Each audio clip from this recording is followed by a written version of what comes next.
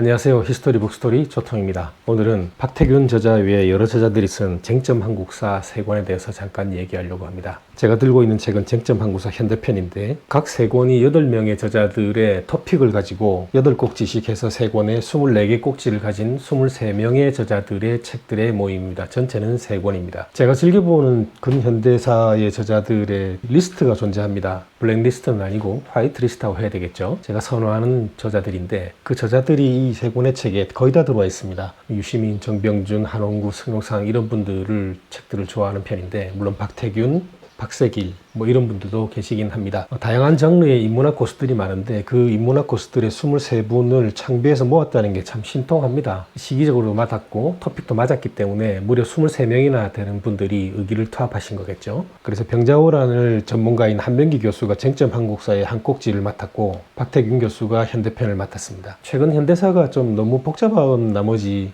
급한 대로 현대편부터 받고 나머지 쟁점 한국사는 천천히 볼 예정입니다. 정말 재밌습니다. 창비해서 국내에 내놓으라는 사람 23명을 모았으니 재미없을 리가 없겠죠. 다른 밀린 책들을 뒤로 하고 정신없이 한 번에 읽었더라는 책입니다. 제가 재밌다고 얘기하는 책들은 어떤 표현을 쓰는가 하면 왼손으로 들고 왔다가 오른손으로 마지막 페이지를 넘겼다라고 표현을 하는데 단숨에 읽어 내려간 책입니다. 정말 쉽고 일반인들을 대상으로 핵심만 딱딱 찍어서 이래서는 안 된다. 이것만큼은 알고 있어야 된다. 이렇게 딱 분류해주는 그런 책입니다. 대부분의 필자들은 한일 과거사, 한국전쟁, 유신, 베트남전쟁, 최근 역사 교과서 논쟁 등과 관련해서 굵직굵직한 벽돌책, 근 1000페이지 같다라는 책들을 찍어낸 오랜 연구를 통해서 내공이 길러진 저자들입니다. 그 굵직한 책들을 썼던 주된 책들, 주력했던 책들의 핵심을 뽑아가지고 약 300페이지의 책에 8개씩이니까 한 토픽 딱 한 40페이지, 35에서 40페이지 정도로 압축해서 써놓은 책들입니다. 당연히 핵심 내용들은 우리가 몰랐던 내용 중에 반드시 알아야 될 쟁점, 제목 그대로 쟁점 한국사를 표방하고 있습니다. 저는 국정교과서 시대의 역사를 배웠던 사람이고 물론 역사를 전공한 건 아닙니다.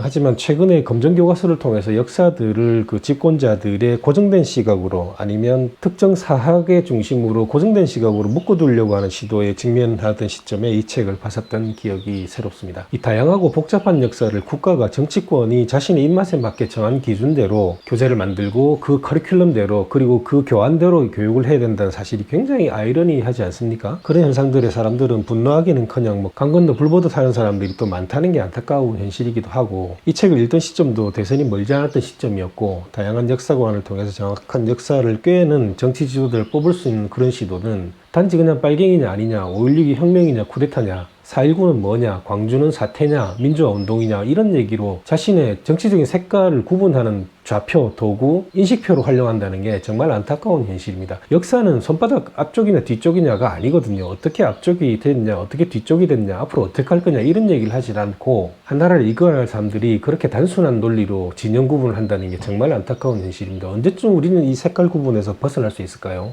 쟁점 한국사는 2016년 2월부터 2달간 진행된 같은 이름의 창비학당의 강좌를 토대로 만들어졌습니다. 강좌 자체가 일반 대중을 대상으로 기획된 것이라서 책의 내용 또한 대중의 눈높이에 맞게 맞춰서 쉽고 분명하게 서술됐습니다. 물론 주제가 그렇게 가볍다는 얘기는 절대 아닙니다. 어려운 역사 용어 사용을 최소화하고 풍성한 역사 뒷얘기들을 채워넣었는데 강연 현장에서 쏟아진 질문들도 문제 제기들도 적극적으로 책에 수정 반영을 해서 책으로 낸 것입니다. 쟁점 한국사는 총 3개의 권으로 나눠지는데 전근대편, 근대편, 현대편 3권이고 각 권에서 주요 쟁점 8가지를 논하고 있습니다. 서두에는 역사는 하나가 아니다라는 표제로 쟁점 한국사에 기획된 문제의식과 그 경위를 명쾌하게 밝히고 있습니다. 저자를 대표해서 한명기 교수가 썼네요. 먼저 말씀드렸듯이 역사교과서 국정화 논란이 한참일 때 이때 쟁점 한국사 3권이 역사를 둘러싼 다양한 관점과 새로운 해석을 살피고 역사에 숨겨진 이면을 살피는 진짜 역사, 올바른 역사를 선보이는 게 이 책의 모토였죠. 다양한 관점, 새로운 해석을 살피고 역사에 숨겨진 이면들을 살펴서 진짜 올바른 역사를 탐구했다라고 볼 수 있습니다. 쟁점 한국사 시리즈는 단군 조선의 강력 논란부터 한일 역사 교과서 논쟁까지 한국사의 24가지 쟁점을 담았습니다. 통사의 구성이 일반적인 역사 교양서와는 달리 역사의 논쟁과 이슈를 중심으로 한국사를 재구성했다는 게 독특합니다.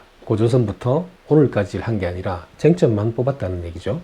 학계에서 신뢰받고 제 개인적으로도 존경을 표할 정도로 유명한 역사학자인 한명기, 이기훈, 박태균 교수가 기획을 했고 각 시대와 분야를 대표하는 23명의 쟁쟁한 역사학자들이 붙었습니다. 그분들이 전쟁, 인물, 외교, 과거사, 민주화, 역사, 교과서 논란 등 다양한 주제를 각자의 관점으로 재해석해서 올바른 하나의 역사가 아닌 24가지의 다채로운 한국사를 만들어냈습니다. 계속 얘기가 반복되네요. 시대를 대표하는 최고의 역사가들이 고심 끝에 고른 또 이 24가지 주제들 또한 되게 중요한 이슈가 될 수 있습니다. 여러분들이 꼭 아셔야 되는 그런 내용들로 만들어졌습니다. 그 내용들은 오늘의 현실을 직시하게 만들 뿐만 아니라 미래를 끌어갈 대안과 문제의식까지 같이 제기한다는 장점이 있습니다. 대한민국 국민이라면 꼭 알아야 될 24가지의 쟁점이 담겼습니다. 그 24가지의 이제 첨단 이슈라는 것은 제국의 위안부라고 하는 역사교과서 논쟁까지 우리나라의 그 한국 사회를 굉장히 뜨겁게 논란된 이슈를 역사적인 관점에서 냉철하게 돌아볼 수 있는 기회를 준다는 건데, 해당 주제는 학회 안팎에서 논쟁을 이끄는 역사학자들이 주도적으로 참여했던 분들이 글을 썼다는 것도 핵심이겠죠. 예를 들어서 이제 국정교과서의 1948년 대한민국의 수립이라는 표현과 관련해서 건국절 논란이 다시 불거진 건데, 이 박창선 교수가 대한민국 임시정부와 관련된 오해와 임시정부의 역사적 의의에 대해서 이야기를 합니다. 거기다가 역사교과서 문제 전문가인 이신철 교수가 한일 역사교과서 논쟁의 역사를 되짚어보고 그 내용을 비교 분석해 줍니다. 또 위안부는 일본군의 동지이자 매춘부라는 주장으로 충격을 줬던 방요의 제국의 위안부를 조목조목 비판한 손현숙 교수의 글도 있습니다. 시원하게 정리를 해줍니다. 그리고 친일파를 청산하지 못한 결과에 의해서 친일파에 의한 우리 사회의 건강한 세력들이 숙청을 당했던 안타까운 역사를 피력한 이준식 교수의 글도 나와 있습니다. 먼저 말씀드렸던 각 권의 기획자인 한명기, 이기훈, 박태균 교수로부터 해당 분야의 명실상부한 전문가들이 모였는데, 가장 오랜 기간의 역사이면서도 사료적 한계를 지닌 전 근대편은 명확하게 짚어내기로 소문나 있는 한명기 교수가 맡아주셨죠. 민족주의와 식민사관의 격전장인 근대편은 새로운 역사 쓰기를 선도하는 이은규 교수가, 역사전쟁의 전장인 현대편은 학문적인 엄정함과 대중적인 글쓰기를 겸비하고 사료 중심의 현대사를 이끄는 박태균 교수가 맡았습니다. 각 권의 기획자가 주제 선정만큼이나 공들인 부분은 지필지 구성이었다고 합니다. 신뢰할 수 있는 기획자의 요구에 국정화라는 역사적 퇴보를 좌시할 수 없었던 역사학자들이 기꺼이 여기에 응답을 했던 거죠. 분노했던 거죠. 저자의 면면을 보자면 송호정, 임기환, 배항섭, 박찬승, 정병준, 한홍구 등 각 분야를 대표하는 사람들이죠. 쟁쟁한 역사학자들이 오랜 연구 성과를 대중적 눈높이로 풀어섰다라는 프로젝트에 참여를 했던 겁니다. 책에 나오는 일례를 들어보면 고조선 1호 박사로 굉장히 유명한 송호정 교수가 도대체 우리 고대세의 영역은 어디까지냐 라는 논쟁의 주제로 제야사학자들과 정면 승부를 벌이기도 합니다. 그는 최신 연구와 풍부한 고고자료를 통해서 민족주의적 시각에서 웅대한 상고사를 찾고자 하는 그들의 노력이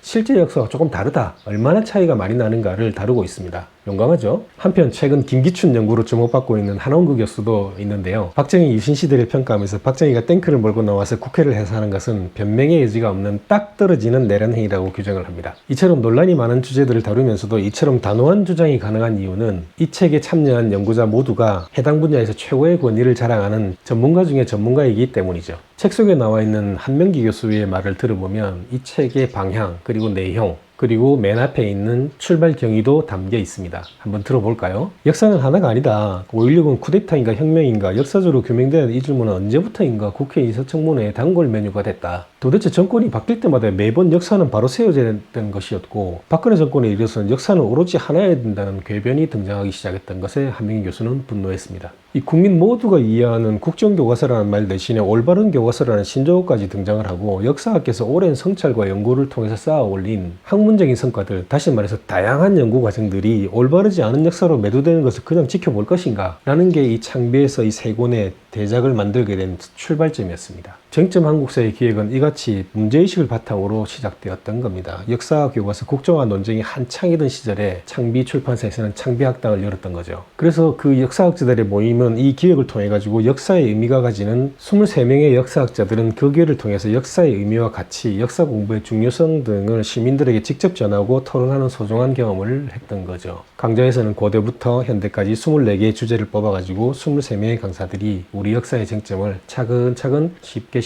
하지만 반드시 부러뜨려야 될 꼭지들을 딱딱 정리하고 간 겁니다. 그 내용들을 책으로 엮은 것입니다. 역사는 옛날 이야기이기도 하지만 그렇지 않기도 하죠. 옛날 이야기라는 것은 한반도를 주로 무대로 삼았던 우리 선조들의 삶과 생각과 자취, 한반도 주변이나 다른 세계와 벌였던 문명 교류 자체가 이야기로 재밌다는 뜻입니다. 그렇지 않다는 것은 과거의 사실과 행적들이 오늘을 사는 우리에게 분명한 의미와 메시지를 전달하고 앞으로 우리가 나아갈 때 필요한 지혜와 통찰을 제공한다는 깊은 의미가 숨어 있습니다. 역사 얘기만 하면 나오는 뗄래 뗄 수 없는 이에이치카 얘기를 또 올리지 않을 수 없네요. 그는 역사를 과거와 현재의 대화라고 정의했던 것은 이 같은 맥락에서 비롯된 것입니다. 역사는 하나의 교과서로 배울 수 있는 게 절대 아니라는 거죠. 10명의 역사가 있다면 10개의 관점이 있을 수 있는 겁니다. 10개의 관점이 가진 이들이 주어진 사실과 역사적 맥락을 조합해서 그려내는 10개의 다채로운 이야기는 좌우, 보수, 진보를 넘어서 그 자체로 인간과 사회, 국가와 세계를 바라보는 관점을 풍성하게 만드는 소중한 자산이거든요. 그 자산은 이 23명이라는 가치 있는 역사학자들을 통칭하는 말로 표현할 수 있습니다. 고대사 자료에 대한 의견이 갈리거나 근현대사에서 국민에 대한 해석이 제각각 다르긴 하지만 그들이 한자리에 모여서 다른 목소리를 내는 것은 역사가 아니고 하나일 수도 없다는 것을 대변하는 게 아니겠습니까? 한 인간의 삶이 우여곡절을 막 겪으면서 성인이 돼가듯이 사회나 국가의 이력도 파란만장한 과정을 거쳐가지고 완성이 되는 겁니다. 화려하고도 찬란한 기억도 있지만 지워버리고 싶은 부끄러운 과거도 존재하는 거거든요. 즐겁고 화려했던 기억은 남기고 부끄럽고 부정적인 기억들은 버리고 싶은 것이 인지상정이죠. 그러나 그렇게 해서는 인간, 사회, 국가, 세계의 온전한 모습이나 진실을 알기가 어렵거든요. 뿐만 아니라 자의적으로 선택되거나 포장된 기억들은 이후의 역사를 그릇된 방향으로 이끌 수도 있습니다. 이제 어느 한편의 입맛에 맞는 기억이나 역사만 남기고 그것을 단 하나의 교과서에 담는다? 그런 시도는 절대 중단돼야 합니다. 쟁점 한국사가 역사를 기억하고 공부하는 올바른 방향에 대해서 깊이 성찰해보는 디딤돌이 되기를 한명기 교수는 바라고 있습니다. 역사를 잊은 민족에게 미래는 없습니다라고 일찍이 신채호 선생과 윈스턴 처칠이 했던 얘기가 있죠. 사회적 동물이자 정치적인 동물인 인간이 자신이 속한 공동체를 더 바람직하고 살만한 곳으로 쭉 이끌어가려면 끊임없이 과거와 현실을 바라보고 성찰을 통해서 꾸준히 자기 반성을 해야만 가능하다는 그런 개념이 담긴 말씀이실 겁니다. 그런데 과거와 현재를 제대로 성찰하려면 다양하고 자유롭게 사고하고 토론할 수 있는 환경이 필요한데 국정교과서 논란을 계기로 역사교육에 대한 그리고 역사에 대한 사회적 적설이 높아질 수밖에 없는 지금 쟁점 한국사가 대한민국의 공동체를 미래를 더 바람직하고 살만한 곳으로 만드는데 미력이나마 도움이 되기를 바란다고 한명기 교수는 쓰고 있습니다. 자, 각 세 권의 내용을 한번 열어볼까요? 이 전근대편에서는 학계 안팎에서 첨예한 논쟁을 불러왔거나 일반인 사이에 중대한 역사적인 미스터리로 꼽히는 쟁점들을 재조명했다는 특징이 있습니다. 기획자인 한명기 교수는 8개 주제로 2000년이 넘는 시간을 다루는 만큼 짧지만 큰 통찰을 주는 주제를 엄선을 했죠. 예를 들어서 우리 역사상 첫 번째 국가였던 고조선의 역사를 조망하면서 단군조선이 기원전 2333년에 건국된 믿음이 왜 허위였는지를 명백하게 밝힌다든지 엄격한 가부장제 국가였던 신라에서 여왕이 탄생할 수 있었던 배경은 무엇인가, 또 어째서 고구려가 아닌 신라가 삼국을 통일했는지도 알아봅니다. 궁금하지 않습니까? 세계제국을 건설했던 원은 왜 고려를 병합하지 않았던지, 그리고 중국과 일본의 지배체제를 바꾼 임진왜란의 여파 속에서 조선은 도대체 어떻게 체제를 유지할 수 있었을까? 라는 내용이 명확하게 규명되어 있습니다. 역사를 새롭게 반추해서 오늘을 정확하게 명징하게 비추는가? 라는 것도 주제 선정의 중요한 요인이 됐는데 일례로 국가의 흥망에 직접적인 영향을 미친 지도자의 자질을 통해서 리더십의 붕괴로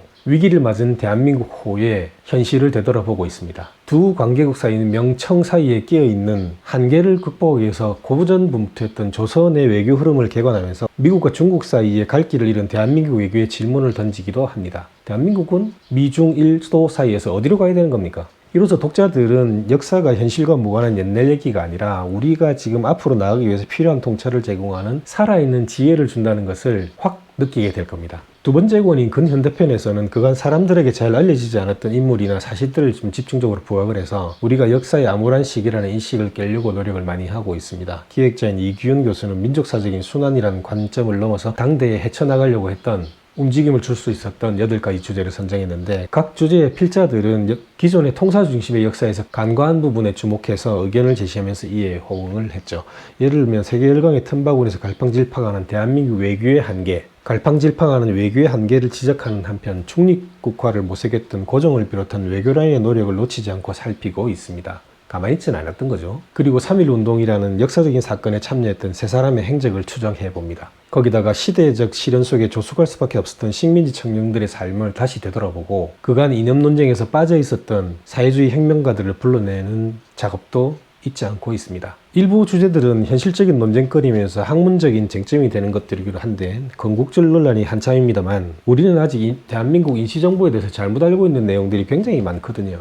그리고 동학농민전쟁이 민족사적 대사건이라는 틀에 맞춰가지고 설명이 돼서는 안 되고 전 근대부터 이어져온 민중의 경험들이 쌓여가지고 일어난 사건이라는 것에 주목해야 된다고 이야기를 하고 있고, 한일 외교의 최대의 쟁점인 위안부 문제는 첫 단추부터 잘못됐다는 것을 설파하고 한일 관계의 불화의 책임을 정대협이나 피해자들에게 돌리는 박유하 교수의 의견에 대해서 꼬치꼬치 반박하고 있습니다. 역시나 친일 청산을 하지 못한 결과 친일파에 의해서 오히려 우리 사회의 건강한 세력들이 얼마나 숙청을 많이 당했나 라는 이 역사를 보여주듯이 근대는 단순한 과거의 일이 아니라 오늘날 우리 삶에 깊은 영향을 끼치는 시대입니다.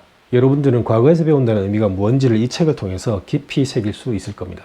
오늘날과 가장 가까운 현대편이죠. 지금 제가 집중적으로 본 책인데 쟁쟁한 역사학자들이 총출동했죠. 기획자인 박태균 교수를 비롯해서 역사전쟁의 중요한 전장인 현대사의 최전선에 대중들과 가장 가깝게 지금 만나고 있는 학자들이 총출동했습니다. 오늘날과 가장 가까운 현대사편에서는 기획자인 박태균 교수 본인을 비롯해서 역사전쟁의 중요한 전장인 현대사의 최전선에 서 있는 대중들과 가장 가깝게 만나왔던 역사학자들을 엄선했습니다. 정병준 교수는 국제정세를 바탕으로 해방 3년사를 새롭게 좀 정리를 해보고, 한홍구 교수는 유신시대의 전후 맥락을 일목요연하게 들려주고, 홍성률 교수는 이승만 정부부터 박정희 정부까지 한미관계의 드라마틱한 과정들을 상세하게 알려줍니다. 그 외에도 따끈따끈한 얘기인 한일 역사 교과서 문제의 전문가인 이신철 교수를 비롯해서 김태우, 유지아, 오재현 교수 등 해당 분야의 최고 성과를 내는 사람들이 대거 참여해서 현대사의 깊이와 넓이를 한층 확장해서 보여줍니다. 저자들은 전후의 한일 관계와 분단이 미국과 어떤 관계를 가지고 있는지, 왜 북한은 그렇게 핵 개발에 그렇게 집착을 하는 건지, 현대사 속의 민주화운동의 진정한 주역은 누군지 등 현대사에 숨겨진 이야기들을 낱낱이 파헤치고 있습니다. 그뿐만 아니라 이승만 독재, 박정희, 유신, 한국전쟁과 베트남 전쟁 등 반드시 맥을 짚고 가야 될 얘기에 대해서 중요한 장면들을 놓치지 않고 있다고 보여집니다. 독자들은 한일 관계의 과거사부터 역사 논쟁까지 우리 사회에 참여한 이슈들을 요소요소를 짚을 수 있어서 큰 도움이 될 것 같긴 합니다. 책 속으로 들어가 볼까요? 전 근대편의 주요 쟁점은 보면은 우리 고대사의 영역은 어디까지인가, 그리고 신라는 도대체 어떻게 여왕을 출연을 시켰는가, 세 번째로는 연개소문과 김춘추는 국군을 바꾼 선택이었다, 네 번째로는 문벌사의 빛과 그림자, 다섯 번째는 열린 세계 고구려, 여섯 번째는 원의 관습을 도대체 어떻게 볼 것이며 어디까지였고 어떤 상황이었는가, 조선 정치인은 저력이 있었다, 그 저력의 바탕에 당쟁과 대동법을 어떻게 봐야 되는가, 그리고 조선은 과연 닫힌 나라가 맞는가, 이렇게 고조선부터 조선까지의 냉정한 분석을 하고 있습니다. 내용을 좀 들여다보면은 단군소선의 실체와 청동기 문화에 대한 얘기는 상당히 주목할 내용이 많습니다. 동아시아 청동기 문명의 시작은 기원전 15세기였고 본격적인 발달은 기원전 10세기 이후부터거든요. 따라서 고조선의 역사의 출발 시점은 그 이후로 설정하는 게 합리적인데, 동아시아의 청동기 문명이 막 시작하려는 시기에 만주 전역에 제국을 세운 고대 국가를 상정하는 것은 역사적인 사실과 거리가 좀 있다는 얘기를 하고 있습니다. 고조선은 우리 역사상 최초로 만들어진 국가이기 때문에 고조선이 중국이나 주변 종족 침탈해서 하나의 정치체제나 국가로 인식되기 시작한 것은 기원전 3세시경인 철기시대에 들어와서거든요. 사마천의 사기 등 문헌 자료를 봐도 철기 문화가 남만주 지역에 전래되기 시작한 것은 기원전 3세시기 이후에 왔어야 고조선의 관료제나 고조선 사회의 구체적인 모습을 확인할 수 있다는 게 핵심입니다. 우리 역사는 우리가 세우는 게 맞지만 주변 역사들이 그게 기록되어 있고 근거가 남아 있어야 존재 이유가 있고 우뚝 설 수 있는 것이거든요. 이 편에서는 신라에서 어떻게 여왕이 탄생할 수 있었는가와 진골성골에 대한 얘기를 하고 있습니다. 성골이 자연스럽게 소멸했다는 얘기도 들려줍니다. 진골성골이 신라 내내 관통했을 거라고 생각하고 있었던 제 생각에 완펀치를 맞았습니다. 결국 성골관념의 수호를 외쳤던 왕당파 김춘추가 김유신의 지원을 받아가지고 왕위에 오르면서 진평왕, 선덕여왕, 진덕여왕으로 이어지는 성골의 시대는 짧게 마감됐다는 사실도 알 수 있습니다. 강화하는 대신에 중국 문물을 적극적으로 수입해가지고 충효사상으로 대빌되는 유교윤리를 새로운 통치 이념으로 내세웠던 거죠. 사장에서 문벌사회의 빛과 그림자 얘기를 하고 있는데 도대체 무신정변을 어떻게 볼 것인가를 논하고 있습니다. 이 무신정변이라고 딱 쓰고 그냥 시험 문제에 답을 찍는 문제가 아니라 무신정변을 고려 중기의 사회 변화와 위기의식이 상승됨으로 생긴 국면에서 생긴 지배층의 분열과 갈등의 일환으로 만들어졌다라고 보고 있거든요. 무신정권과 무신정변기에 이어진 정변 등으로 정치적인 혼란은 좀 가속됐지만 이로써 신림 관료들이 성장하고 신분이 낮은 사람도 권력을 잡는 기회가 들었었고 문반과 무반 사이에 소통의 길도 열렸던 장점도 있다라고 최근 얘기하고 있습니다. 고려라는 나라는 문을 활짝 열어젖힌 나라인데 지금처럼 다원화 다문화되고 다민족화되는 모든 지구촌 세계를 보면 고려는 상당히 앞서갔던 나라인 것 같습니다. 고려는 해외 이주민을 적극적으로 수용하는 개방적인 태도를 보였던 것이고 59개 대혼란기에는 고려는 중원에서 온 이주민과 고려로 귀한 여진, 거란이들을 적극적으로 받아들였고 특히나 발해 유민들을 더 적극적으로 받아들였죠. 그래서 중원에서 이주한 사람들 중에는 문사와 문사 등이 섞여 있었는데 그 지식인들이 포함되어 있으면서 중국 선진 문물을 수용하는 좋은 기회가 됐던 거죠. 또 고구려 개성을 표방한 발해 유민의 대거 유입은 신라 삼국 통일의 한계를 극복했다라는 민족사적 의의도 같이 가지고 있다고 합니다. 6장에서는 원의 간섭기를 어떻게 볼 것인가에 대해서 논하고 있습니다. 고려와 원관계의 특수성 이야기인데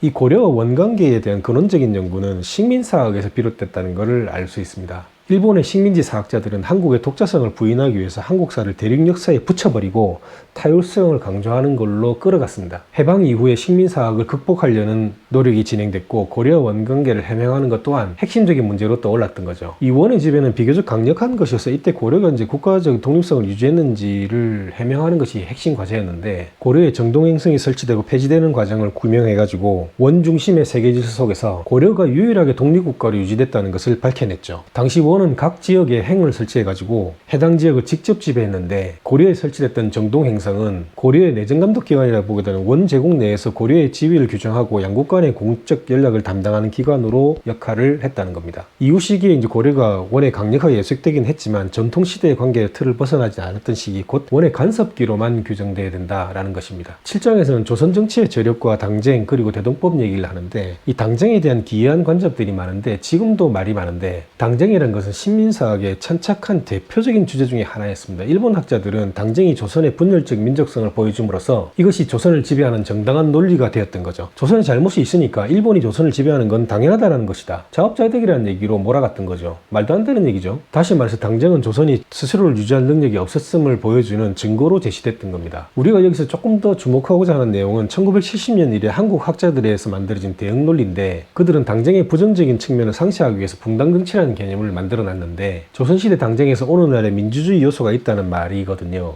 이것은 일본 학자들의 얘기가 비상식적인 것만큼이나 분당정치론 역시 비상식적입니다. 조선은 명백한 신분제 사회였거든요. 노비가 인구의 30% 이상을 차지했던 것은 학계의 상식인데 양반은 전체 인구 가운데 극소수에 지나지 않았거든요. 비록 분당정치의 민주주의 성격을 띠고 있었다 하더라도 그것은 조선의 압도적인 신분사회적 특성으로 인해서 빛을 보기 어려웠을 것이라는 겁니다. 조선이 신분제 사회였다는 것이 조선을 비난할 이유는 못 된다는 겁니다. 8장에서 조선은 닫힌 나라인가에 대해서 얘기를 하고 있는데 이 점도 조금 주목해 볼 가치가 있습니다. 오랑캐의 침략을 막고 은혜의 위엄을 베풀어라 라는 소제목인데 이 조선 외교의 핵심을 보면 4대 교린이라고 하죠. 4대가 명을 공손하게 받드는 거였다고 하면 교린은 일본, 여진 등과 대등하게 사귀는 것이라고 인식되어 왔죠. 하지만 교린은 일본 여진과 대등하게 사귄 게 결코 아니었습니다. 조선은 일본과 여진을 결코 동등한 이웃으로 여기지 않았거든요. 조선이 상국이자 대국으로 자임하면서 일본과 여진을 은혜와 위엄으로 표용하고 제어해야 될 대상으로 판단하고 있었습니다. 일본과 여진을 상대하면서 어떤 표현이 나오는가 하면 은혜가 없으면 그들의 마음을 기쁘게 할 수가 없고 위엄이 없으면 그들의 뜻을 두렵게 할 수 없다. 은혜가 지나치면 교만이 되고 위엄이 지나치면 원망하게 된다. 라는 표현에서 그들의 인식을 공유할 수 있습니다. 조선은 일본과 여진을 상대할 때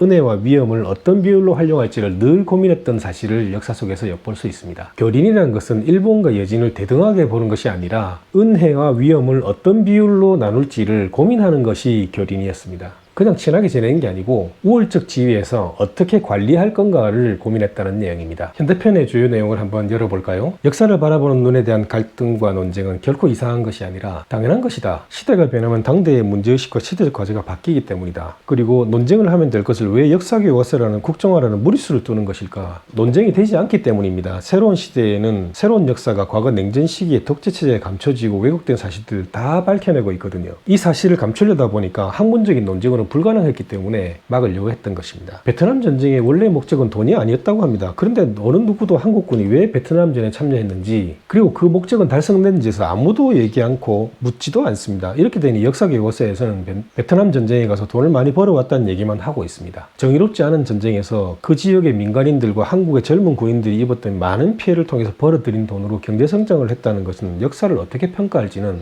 조금 세월이 흐르고 다시 돌아봐야 될 일이라고 보고 있습니다. 돈 번 거 말고 거기 왜 갔는지, 그리고 같은 목적은 어떻게 달성되는지에 일체 얘기를 안 하고 있는 거죠. 그냥 돈 벌어왔고 경제개발에 도움이 됐다. 끝. 세계 각지에 흩어져 있던 300만 명이 넘는 일본군이 천황의 명령 하나로 바로 무장해제되는 추이를 조용히 바라보고 있던 미국 정부와 통합참모부는 천황의 효용을 실감했던 거죠. 이후에 미국 정부가 천황제를 지지하지는 않지만 이용한다는 전략을 바탕으로 천황에게 전쟁 범죄에 대해서 묻지 않는다는 방침을 세운 것도 이때 경험이 컸던 거죠. 한국전쟁을 전후해가지고 이전에 보복적인 성격이 강한 엄격한 강화에서 일본을 자유진영에 편입시키면서 아시아의 방공보루로 설 수 있도록 고려한 관대한 강화로 궤도를 완전히 수정했다는 점이 이목을 끄는데요. 그러나 이때 실제로는 동아시아에서 직접 전쟁에 동원되거나 희생되었던 국가들의 성격을 전혀 고려하지 않은 패착이었던 거죠. 때문에 일본과 동아시아 국가들 사이에 전후 처리를 둘러싼 갈등이 깊어지게 된 원인이 여기 있습니다. 문서나 기록을 보면 전폭기 조종사들이 이내 매우 곤란한 상황에 처했음을 밝혀주고 있습니다. 1950년 7월 중순부터 남한 지역 내에서 북한군 병력과 차량을 발견하는 게 현실적으로 매우 어려워졌습니다. 한국전쟁은 한국사는 물론이고 세계적인 관점에서 봐도 매우 격렬하고 장악한 전쟁이었다는 게 거듭 밝혀지고 있는데요. 미국 정치학자들의 연구에 의하면 1871년부터 1965년까지 진행된 세계의 90세계 전쟁들 가운데 한국전쟁은 전투원 사망자 수를 기준으로 가장 격렬한 서베리티 항목에서 역대 3위로 평가됐습니다.